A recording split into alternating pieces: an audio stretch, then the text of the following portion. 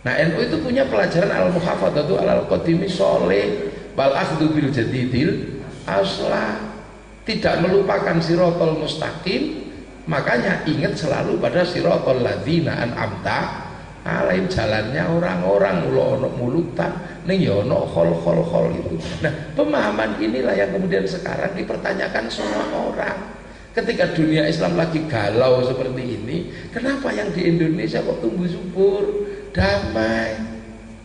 Ya karena ada Nahdlatul Ulama, satu bentuk Islam murni yang mengalir dari zaman Rasulullah tanpa terputus. Itu loh, maka jangan NU ya tenang lihatnya. Tasawuf tidak ada. Pengalaman kaum muslimin membutuhkan tasawuf. Alam merusak, pengalaman kaum muslimin membutuhkan ilmu kalam. Tidak cuma fikih toh. Saya akan terima kalau itu hadisnya sahih. Tapi dia lupa bahwa sahih itu pun tidak ada di zaman Nabi. Karena Nabi ketika ngendikan tidak pernah terus iki sing sahih ya. Iki sing mutawatir ya enggak.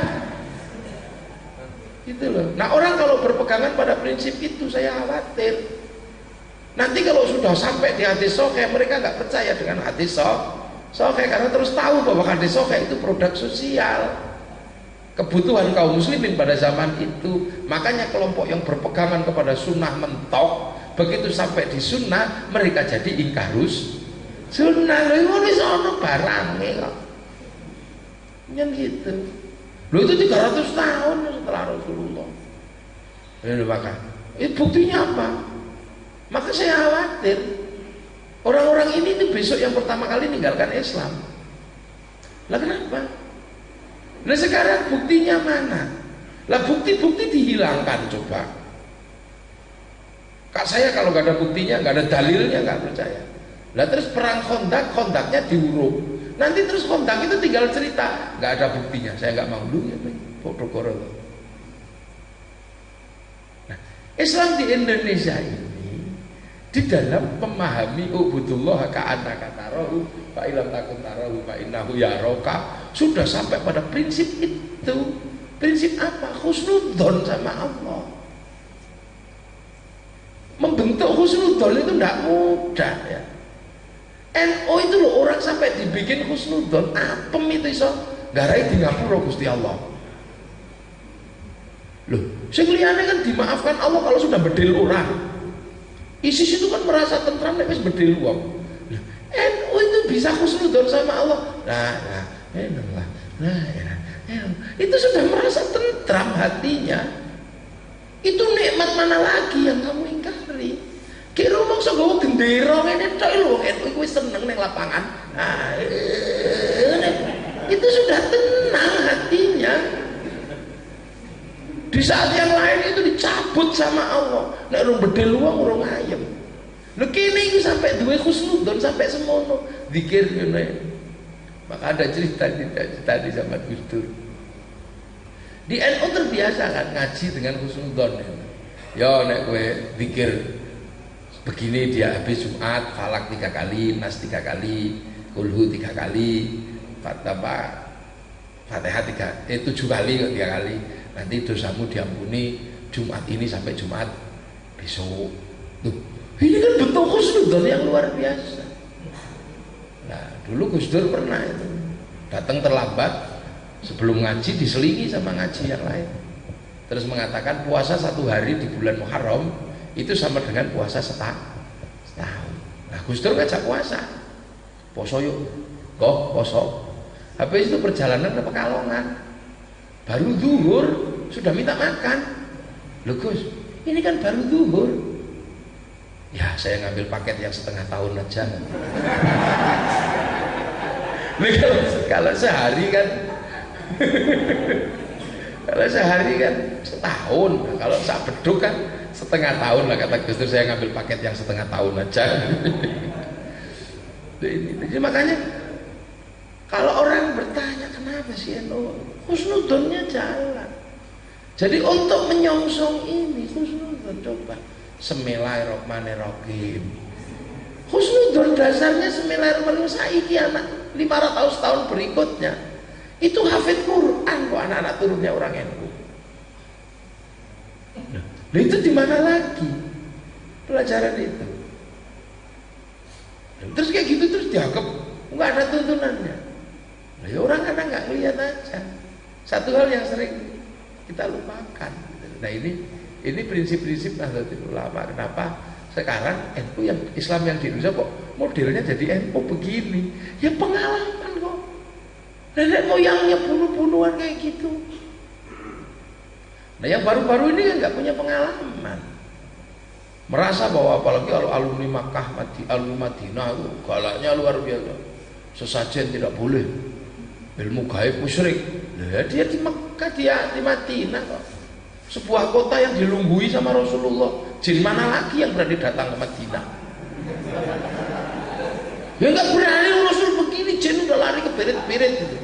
Lah kalau yang di sini ya belum selesai jinnya masih gitu ya. Ya beda dong, kadang kan orang di sananya gitu.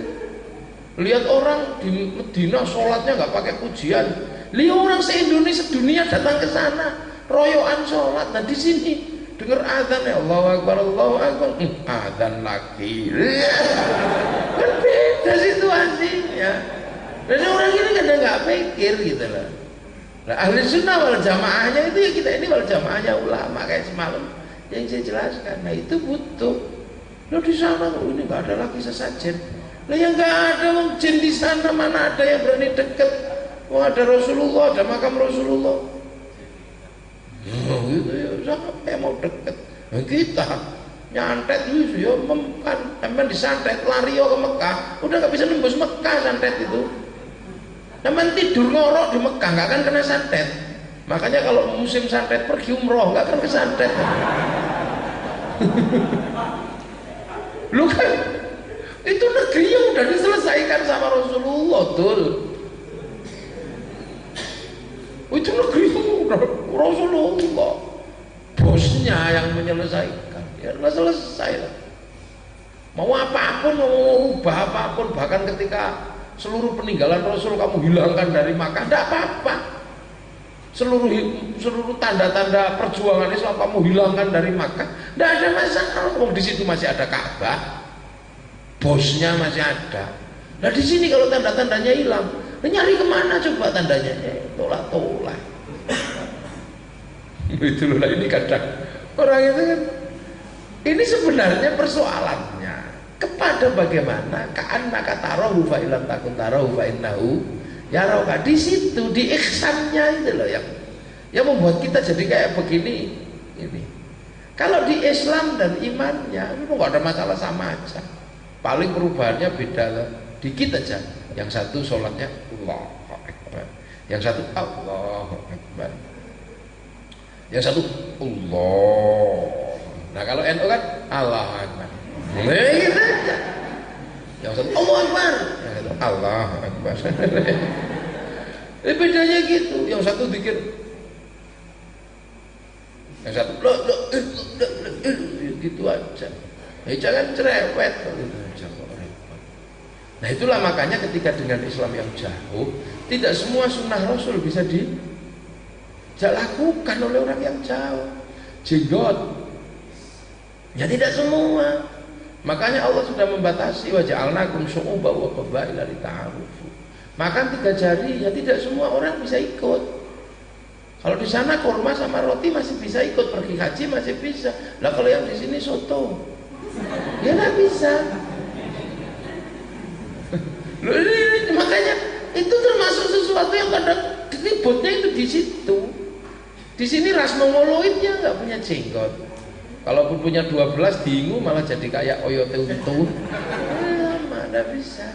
Perempuan yang begini bisa, kalau di Arab pakai jubah gini bisa. Kalau yang di sini iya, kalau yang pengajian. Ana sing lu derep. Atau pergi dodos. Ya enggak bisa. Makanya menutup aurat itu tutupnya yang dibahas, bukan bentuk tutupnya. Ya aurat itu ya itu. Rasulullah nggak pernah kurban pakai sapi, unta. Sini nggak ada unta, kurbannya ya pakai kambing sama sapi.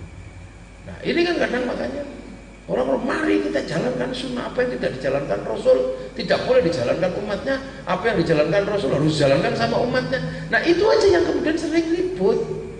Rasul nggak pakai beduk, kita pakai beduk, itu aja. Nah itu kan yang terus disebut bid'ah kan itu, bukan sholatnya. Lah kadang beduk itu tiba-tiba dibid'ahkan, mengharamkan sholatnya. Sholat pakai beduk tidak sah. Ya enggak.